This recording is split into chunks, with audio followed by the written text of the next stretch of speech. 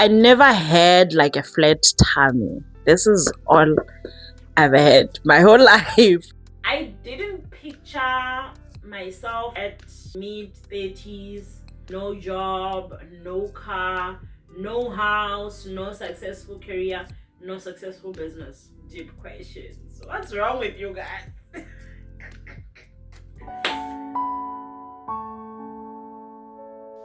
Hi guys, welcome to Reginah on Purpose. My name is Reginah and this is our safe space. Okay, if you're a returning Selvi, Highness, love you loads, Kesana. And if it's your first time here, I hope you find this seat because we're about to take a ride. Here, we talk about issues that you are even scared to admit to yourself. Last video, I asked you guys to send me questions. I also did that on Instagram, and so I tried to distract myself when I was writing them down so that I don't memorize anything. I want to train myself for bigger interviews as well as improve my talking skills, right? So what better way than to have like our own mini interview?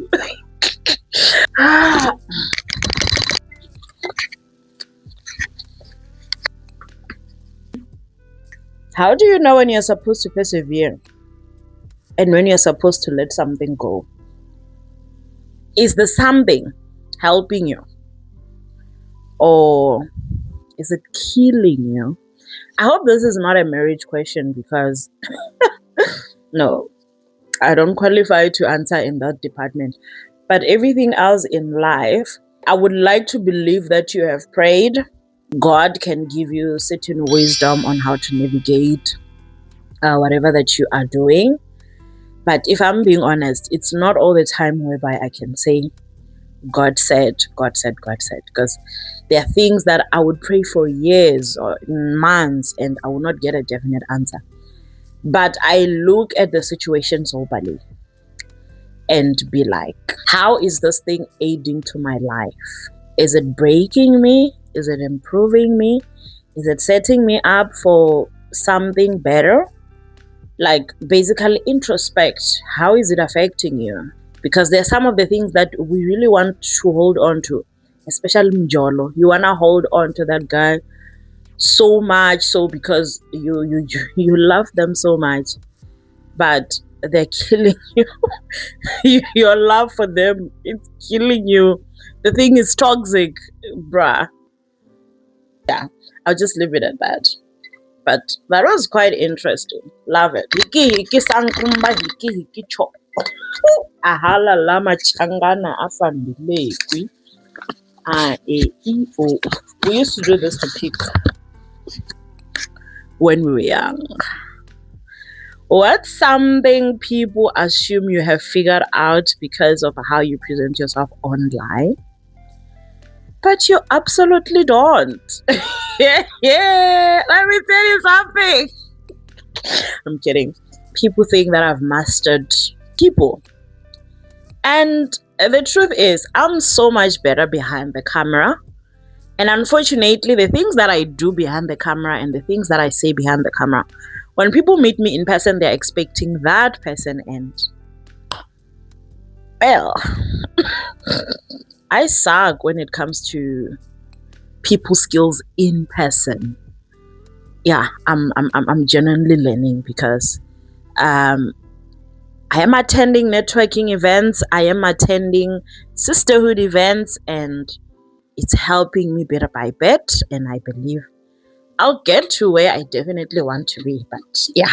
Okay, what do you do when you believe in God but you don't understand what He's doing in your life? I'm doing my best not to laugh at this question because I don't ever remember going through something whereby I can say I understand what God is doing. I never do. Probably sometimes, and it can happen years later, right? And I'm like, oh, that's it. Oh, no wonder. But genuinely, His ways are higher than ours. His understanding is higher than ours. Forget trying to figure out understanding God. That will give you peace of mind, and just trust Him. Even when you don't understand, trust Him. Now I'm starting to feel like Judge Judy. What's one piece of career advice you completely disagree with? Working your butt off, in a sense that you take your work home because you are trying to climb up the corporate ladder. You need to have boundaries as early as possible, because life is too short and long at the same time. Learn to do your work during working hours so that later on you can have time to do something else. There's life outside work. Obviously, this does not go with entrepreneurs who are trying to establish their own personal businesses, mainly because there is no paycheck at the end of the month that you're expecting from anyone else. Hence, you have to constantly keep on working. But even with that, have some sort of boundaries whereby you have time to yourself. You have time to live. You have time to do other things. You have time to be available for family, friends. You have time for yourself, for self-care, because that is very important. You can die tomorrow. You can die next week. I'm not prophesying death on anyone, but this is life. You know, the goal that you have, you can die before you even get to the goal, and meaning that you didn't get to live the kind of life that you said you will want to live. So I believe in living while building. So as much as we are investing time and resources and everything in our dreams, live, enjoy life, have time to live in the moment. So you better work as fast as you can during working hours so that later on you can get to have life. Has starting over changed what you want from relationships? Definitely. Oof. This one is a bit tricky because, I need therapy in this regard. When it comes to relationships, I'm learning not to give too much, especially in the beginning. I want to build up, because then when I go all in, people take advantage. They relax. They let you do all the work and they sit back. This is not just on the romantic type of side, generally in relationships. My little sister keeps teaching me that give what is being given to you. I know. What do you guys think about this one? Let me know in the comment section. What do you do when you believe in God but don't understand what He's doing in your life? Oh, this is a repeat, right? We already did this one. I guess I wrote double. Next one. What are you currently learning about yourself that you didn't expect to learn at this stage of your life? I'm beautiful. I'm really genuinely beautiful. I'm not saying this in a sense of, when you're trying to make yourself feel better and all that. Growing up, I never had a flat tummy. This is all I've had my whole life. Even when I reached my teenage age, I was not chubby, but I never had a petite kind of body. My face, I always had acne, always had breakouts. I remember when I was on my 20s, I once told my mom how I admired her skin because it's so smooth and everything. And she told me that it hasn't always been like that. As she aged, her skin became smoother. My mom has the most beautiful skin. And she told me I will have the same. I just need to be patient with myself. I would look at myself now and then. I'm like, you look cute, girl, But usually it was because of what I'm wearing and makeup and things like that. But lately, guys, I'm gorgeous. I look I would just be going to the bathroom, pass by the mirror, and I'm like, ooh, what's that? I have beautiful lips. Like, my face structure, it's amazing. My skin, it's so smooth. My body, I don't need to have a flat tummy. I look at myself and I'm like, why haven't I seen this before? Yeah, I robbed myself of this joy. Like, my heart would just be excited and be laughing the minute I realize how beautiful I am. Yeah. Okay. Next one. You transitioned into tech after 30. Do you ever regret not starting earlier? Whew. If vele I had started earlier, it would have, I would be going through I would have went through the building stage earlier, and now perhaps my business could be somewhere else. But do I regret that I started later? No. There's a lot of things that I learned when I was on the other side, right? When I was in biotechnology, there's a lot of things that I've learned. When I was unemployed, there's a lot of things that I've learned. So I don't really regret the journey, but I wish I had discovered the opportunities in tech sooner. I hope that makes sense. There is no regret. My mic switched off, so we're just gonna continue without it. Unfortunately, I have to scream a little bit, but hopefully you guys can hear me clearly and properly. If I wanted to transition into tech today with no technical background, where would you tell me to start? Why are these questions coming in like... Okay, so when I transitioned into tech, I transitioned via the cloud computing route. And when I started as an AWS trainer. I was training people so that they can go and buy certificates. So I did not need the technical side to teach other people. This is one of the skills that I am currently outsourcing. And after that role, I was promoted into becoming a project manager. Even as a project manager, you don't need the technical to run projects, right? So yes, you can get in through these roles and build up your experience, but I would advise you to go and look at different things, right? Because there are non-technical roles in tech, like business analyst. You can also be a business analyst as well, as long as you have the right experience or you get the right certificates. You can find something. If you need me to go into detail in terms of what other career paths you can explore, I might have to charge you for that. I had like a live coaching session last week.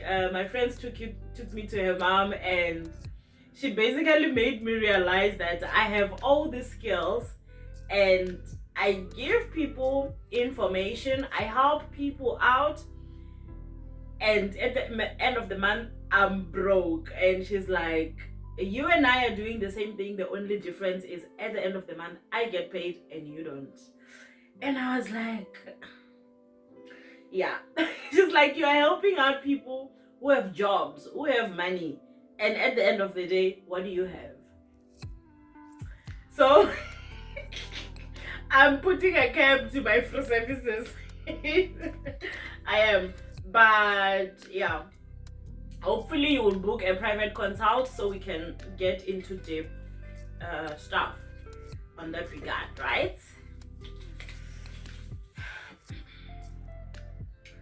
What's one thing you will never do again just to keep a job? Yo, Jesus. Lie. Like, guys, I'm really a good person, eh? I'm trying to be a good person. I found myself constantly in positions where I had to lie or agree to lies or go along with lies. I didn't like it because now it was starting to affect my personal space where I would lie, like, like you get used to lying. I hate that. Okay. Ooh. What's something you're grieving that people probably don't know you are grieving? Hey, deep questions. What's wrong with you guys? I am grieving the life that I thought I would be living right now. I didn't picture myself at mid-30s, no job, no car, no house, no successful career, no successful business. That's not where I pictured myself. So I grieve that part. I'm grateful for where I'm at right now, but this is not where I thought I would be. My heart does ache. I really work very hard. I was just having a conversation with myself this one time. I'm like, I know so much. I'm very wise. I'm very smart to be where I'm at. Yeah, that's how I see myself. I'm not being prideful, but when I look at myself, I have so much knowledge that should have set me up for better in life. But unfortunately, yeah, that's what I'm grieving. Yeah, no, you guys, your questions sometimes can be brutal. What does living in purpose actually mean to you? For me, purpose is waking up every morning and partnering up with God. Listening to the Holy Spirit in everything that you do. It doesn't have to have a pulpit or YouTube channel. Okay, we have 4 more questions. If you could sit across from the version of yourself who was crashing out, what would you tell her now? If you have not watched my crash out video, please go back, watch it. Because it was bad. I would tell her that it's not that deep. It's not that bad. You will feel better. It does get better. You're not failing. It's just that you are discovering and rediscovering and rediscovering. And good things are coming your way. We're speaking in faith. And also on that, thank you so much guys for the love that you guys showed me. Some of you watched the video and came personally. I received so many calls. I received so many texts and also the comments that you guys left. Yeah, you guys just warmed my heart. Thank you so much for showing that. I really, really appreciate it. Whoa! If someone gave you 100,000 today, what would you honestly do with it? Can I buy property? Can I? One thing I've been trusting God for, it's a retreat center. Okay, this is not like for me. This is for Kingdom Girls Arise. It can also monetize, right? If we have our own retreat center, we can plan conferences, we can hire out the place, we can have a lodge basically in it, and it can also run as a business. Okay, but if it was for me personally, the 100K, we are traveling. Definitely, we are traveling. Everything that's coming to my mind, it's including helping people. I'm thinking of orphanages. I'm thinking of buying my dad his dining set finally. So when I was in matric, I used to have a math and science study group. They would come to my house and we would study together. So we would sit on our dining room set. We broke all the chairs and my dad had to put them together back with glue. And one time he's like, Poppy broke my dining set. This was when now I was in varsity. I'm like, don't worry, I'll get you a new set. So I've not been able to buy him that. I think that would be one of my first purchases. I want to buy a very beautiful dining set to say that it paid off. Okay. What has unemployment taught you about your identity? I think I shared a little bit of it in the unemployment video, if I'm not mistaken. It has taught me that I am outside my financial status. Although in life we tend to classify people. Oh, my legs are hurting. Ooh. Ouch. Ooh, I sat on my legs for too long. I was saying that we tend to classify people based on money, based on assets that we can see that they have, right? And we pay them respect according to that. I have learned to look at myself and define who Poppy is according to what God says about me, regardless of my financial status. And that is a win, because in every season I will always know who I am. I believe